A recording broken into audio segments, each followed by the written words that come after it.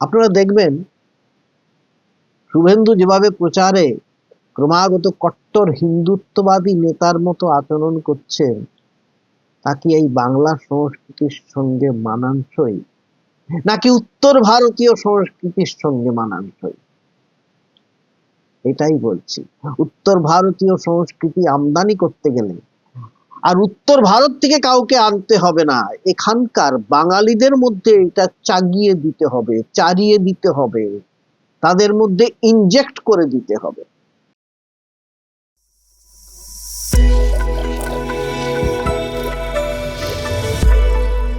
নমস্কার, গৌতম বন্দ্যোপাধ্যায়। আর আপনারা দেখছেন গৌতম ব্যানার্জি অফিসিয়াল।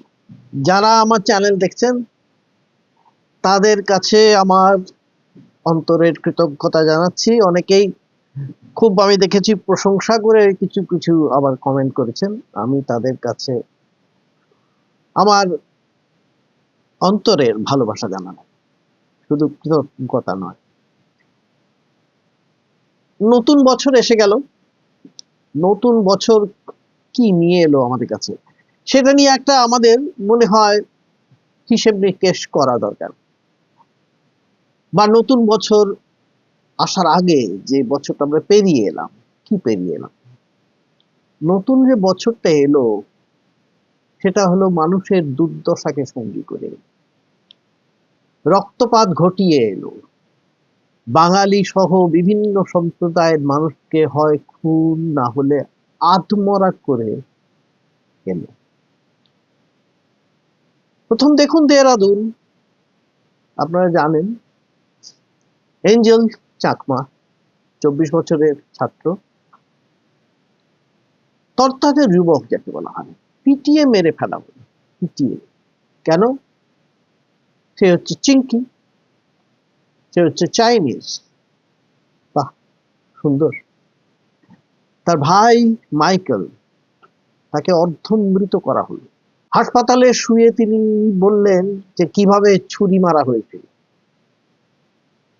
অনেকে মিলে, শুধু তো পিটিয়ে নয়, ছুরি দিয়ে মেরে। এবং এঞ্জেল মারা যাবার সময় বলল যে সে কিন্তু ভারতীয়, বারবার বলে গেল সে ভারতীয়, কিন্তু শোনা হয়নি।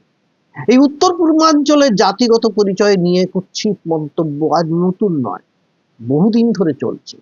এবং এটা ভারতবর্ষের মূলত কিন্তু দেখবেন উত্তর ভারতে একটা সংস্কৃতির মধ্যে জড়িয়ে দিয়েছে, যে যারা উত্তর ভারতীয় সংস্কৃতিতে থাকছেন না, যারা উত্তর ভারতীয় সংস্কৃতির মধ্যে থাকছেন না, তারাই সবাই হচ্ছেন অভারতীয়, ভারতের নন। তারা ভারতের বাইরে।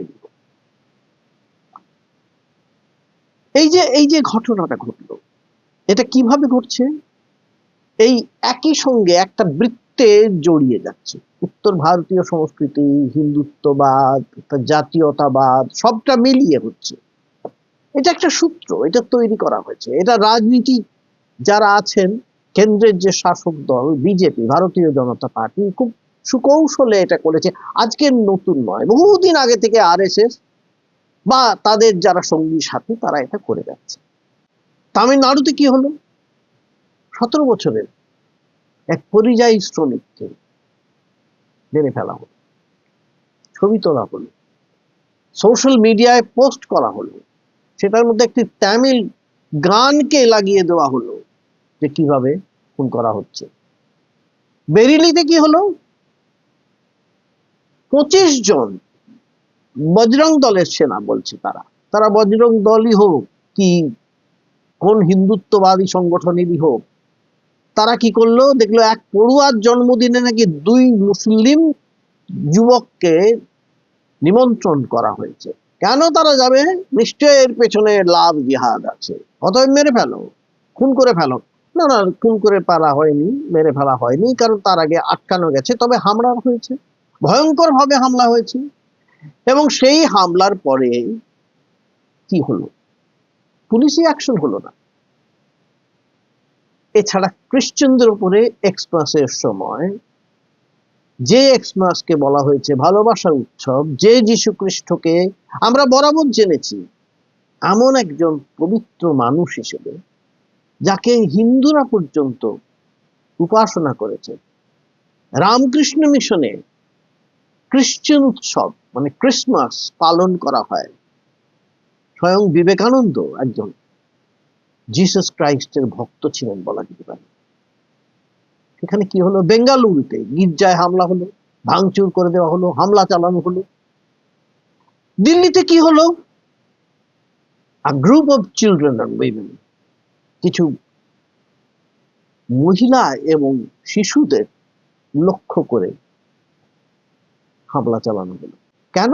তারা নাকি সান্টা ক্লজ টুপি পরেছে। কেন পরবে? ওড়িশাতে বিক্রি করতে দেওয়া হলো না সান্টা ক্লজ ক্যাপ। কেরালাতে একই রকম ভাবে হয়েছে, একই জিনিস। সেখানেও গির্জায় হামলা, ঝামেলা, গন্ডগোল চূড়ান্ত ভাবে চলছে। উত্তর ভারতীয় সংস্কৃতিতে সারা ভারতবর্ষে ছড়ানো হচ্ছে একটা ভয় আর শঙ্কার জাল বিছিয়ে। আর দুষ্কৃতীদের সাহসটাকে যোগাচ্ছে, সাহস যোগাচ্ছে বিজেপি সরকার। উত্তরপ্রদেশে দেখুন, উত্তরপ্রদেশের পুলিশ কি করলো? ধরলো না। যখন এত ঝামেলা হলো বেরিলিতে, এই যে বজরঙ্গি দলের ছেলেরা গিয়ে ঝামেলা করলো, 2 মুসলিম যুবককে সেখানে নেমন্তন্ন করা হয়েছে বলে পুলিশ ধরলো না। পুলিশ চুপচাপ থেকে গেল। কারণ পুলিশ জানে তাদের ওপরে আছে রাজনীতির নেতারা, এবং সেখানে আছেন যোগী মহারাজ, তিনি তো আছেন, তিনি তো বলে দিয়েছেন এদের সঙ্গে কোনো ভালো ব্যবহারের প্রশ্নই নেই, মুসলিম হিন্দু তো নয়। হয়ে গেল। এবার সেই সুযোগে এই যে দুষ্কৃতীরা, তারা সাংঘাতিক সাহস পেয়ে যাচ্ছে। সেখানে আর আইন বলে কিছু থাকবে না, আজকে নয়, এরপরে আরো জিনিসটা বাড়বে। যাই হোক, যেহেতু সোশ্যাল মিডিয়ায় বা বিভিন্ন জায়গায় সাংঘাতিকভাবে বদনাম হওয়ার পর তাদের নাকি কিছু জনকে আটক করা হয়েছে। আপনি দেখুন, একটু মারাত্মক ঘটনা হয়েছে যখন এই এঞ্জেল চাকমাকে মারা হয়েছে। মাইকেল বলছে যে সে বারবার বলেছে সে ভারতীয়। এই ঘটনায় সারা ভারতে যখন একটা চূড়ান্ত অবস্থা, বিশেষ করে উত্তর পূর্ব ভারতে বিজেপির ওপরে যখন হামলা শুরু হতে পারে, এই একটা আশঙ্কায় বিজেপির ওপরে হামলা মানে কিরকম হামলা? রাজনৈতিক হামলা। মানে বিজেপিকে সেখানকার মানুষ, সেখানকার নাগরিকরা এবার থেকে ব্রাত্য করে নিতে পারে এমন একটা ভয় মাথায় ঢোকার পরেই সঙ্গে সঙ্গে উত্তরাখণ্ডের মুখ্যমন্ত্রী PS ধামিকে ওপর থেকে নির্দেশ এলো এক্ষুনি এক্ষুনি এক্ষুনি ক্ষমা চাইতে হবে। তিনি এঞ্জেলের পরিবারকে ফোন করে দুঃখ প্রকাশ করলেন, এবং সবচেয়ে বড় কথা, সেটা আবার স্পিকার ফোনে করে তার ভিডিও করা হলো। কেন? এরকম নক্কারজনক নয়? এইরকম একটা ঘটনাকে নক্কারজনকভাবে ভিডিও করে সেটাকে সবার সম্মুখে রাখা হলো। দেখো আমি কত দুঃখিত, আমার মন কত ভারাক্রান্ত তোমাদের জন্য। এটা একটা রাজনৈতিক প্রচার ছাড়া আর কিছু নয়। তরোয়াল বিতরণটা দেখুন, শেষ যেটা দেখলাম, বাড়িতে বাড়িতে তরোয়াল বিতরণ হচ্ছে। কারণ বাংলাদেশে যেহেতু হিন্দু নিধন হয়েছে, নাকি হিন্দুদের মারা হয়েছে, এর মধ্যে ভুল কিছু নেই, অবশ্যই হিন্দুদের মারা হয়েছে এবং অবশ্যই বাংলাদেশে এই ঘটনা চলছে। কিন্তু আমরা কি বাংলাদেশকে অনুসরণ করব, নাকি আমরা অন্য পথে হাঁটবো, যাতে বাংলাদেশও নতজানু হয়ে ভাবে যে না, ভারত যেটা করছে সেটাই আমাদের করতে হবে কালকে? তা হচ্ছে না। গাজিয়াবাদে বাড়িতে বাড়িতে তরোয়াল বিতরণ করা হলো জয় শ্রীরাম বলে। তবে এইটা মনে রাখার জন্য, রামচন্দ্র কিন্তু তরোয়াল নিয়ে যুদ্ধ করেনি। যাই হোক, তরোয়াল বিতরণ হলো। গাজিয়াবাদ পুলিশ শেষ পর্যন্ত 10 জনকে গ্রেপ্তার করেছে। এই হলো খবর। এই জন্য রাহুল গান্ধী টুইট করেছেন, হেট ডাজন্ট অ্যাপিয়ার ওভারনাইট। ঘৃণা কখনো রাতারাতি শুরু হয় না। For years now it is being fed daily. বছরের পর বছর ধরে এটা খাওয়ানো হচ্ছে, গেলানো হচ্ছে, স্পেশালি টু আওয়ার ইউথ, বিশেষ করে আমাদের এই যুব সম্প্রদায়ের মধ্যে, through toxic content and irresponsible narratives. কিভাবে? বিষাক্তভাবে এবং দায়িত্ব জ্ঞানহীন ভাবে, and it is being normalized by the hate-spewing leadership of the ruling BJP. এই যে ঘৃণা ভাষণ ক্রমাগত ছড়ানো হচ্ছে বিভিন্ন বিজেপি শাসক দলের নেতা মন্ত্রীদের অনেকের কর্মী সমর্থকদের মাধ্যমে, সেটার জন্যই এটা হয়েছে, এটা বলেছেন রাহুল গান্ধী। এই আবহে নতুন বছর এসেছে, এই বছরকে আমরা বাঙালিরা কিভাবে গ্রহণ করব তা ভাবতে হবে গভীরভাবে। এর মাঝে স্বরাষ্ট্রমন্ত্রী অমিত শাহ এসে আমাদের নতুন ভাবে ভাবতে বলার আগে সেই ঘুষপেটিয়া তত্ত্বের স্থান দিয়ে কৌশলে বিভাজনের রাজনীতিকেই পাখির চোখ করলেন। 1.5 কোটি রোহিঙ্গা প্রক্রিয়া নিয়ে বঙ্গ বিজেপি এখন খানিকটা বেকায়দায়। কতজন যে ধরা পড়লো এসআইআর এ তার কোনো হিসেব নেই, আরো হিসেব পাওয়া যাবে বলে মনে হচ্ছে না। শুভেন্দু চুপ, সুকান্ত চুপ, তবে ঘুষপেটিয়া নামক বইয়ে বলছিও প্রচারে তো ক্ষতি নেই। এই প্রচারে হিন্দু মুসলমান সম্পর্কে নিয়ে বিভাজনের রাজনীতিটা আরো একটু উস্কে দিতে পারলে উত্তর ভারতীয় ওই পুরুষতন্ত্রকে এই বাংলায় প্রতিষ্ঠা করা সম্ভব, যেটা এতক্ষণ বলে যাচ্ছি। ভয়ের সেটাই, আগামী বছরে দেখতে হবে উত্তর ভারতীয়ের এই যে সংস্কৃতি, মূল সংস্কৃতি এটা নয়, সেখানেও প্রেমচাঁদ ছিলেন। আমি প্রেমচাঁদের কথা বলছি না, আমি বলছি বর্তমান যে উত্তর ভারতীয় সংস্কৃতি, সেই সংস্কৃতিটাকে যদি এখানে আনা হয় তাহলে কি হবে, যেটা এখানকার সাংসদ শামিরুল হক বলেছেন। 1143টি ঘটনা ঘটেছে বাংলার বাইরে, 10,000 পরিবার সেখানে আক্রান্ত হয়েছে, এক একটা পরিবারে এক একবার অনেক সময় 50 জনকে জেলে পাঠানো হয়েছে। কেন? তারা বাংলা ভাষা বলে, অতএব তারা বাংলাদেশি মুসলমান। কিন্তু সেখানে এই অবস্থায় এমনকি সুকান্ত মজুমদারের এলাকার হিন্দু যুবককেও ধরা হয়েছে, তবু সুকান্ত মজুমদার চুপ।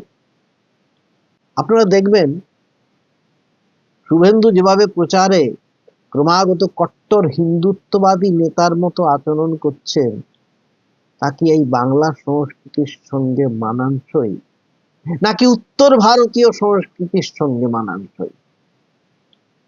এটাই বলছি, উত্তর ভারতীয় সংস্কৃতি আমদানি করতে গেলে আর উত্তর ভারত থেকে কাউকে আনতে হবে না, এখানকার বাঙালিদের মধ্যে এটা চাগিয়ে দিতে হবে, চারিয়ে দিতে হবে, তাদের মধ্যে ইনজেক্ট করে দিতে হবে। কিন্তু একটাই সমস্যা হচ্ছে, এবং আমার মনে হয় আগামী দিনে সেই সমস্যাটাও কিন্তু বিজেপিকে ফেস করতে হবে, বিজেপিকে তার সম্মুখীন হতে হবে। যদি বাঙালি আবার নিজেদের পুরনো কথা মনে করতে পারে, কারণ এখানে নবজাগরণ হয়েছিল, এখানে রামতনু লাহিড়ী এসেছিল, সেই নবজাগরণের ছিটে ফোঁটা এখনো তো অবশিষ্ট আছে, এখনো তো প্রশ্ন করা হয়, এখনো তো জিজ্ঞাসা করা হয়, বাঙালি তুমি কাকে বাঙালি বলো, কাকে বাংলা সংস্কৃতি বলো, এখনো বলা হয়। এখনকার ছেলে মেয়েদের মধ্যেও এই প্রশ্নটা জাগে, এটাই আসার কথা। এইটুকু আশা নিয়ে আমি আগামী বছরের জন্য অপেক্ষা করব। ভালো থাকবেন সবাই, আবার দেখা হবে আপনাদের সঙ্গে পরের এপিসোডে। নমস্কার, আজকে এই পর্যন্ত।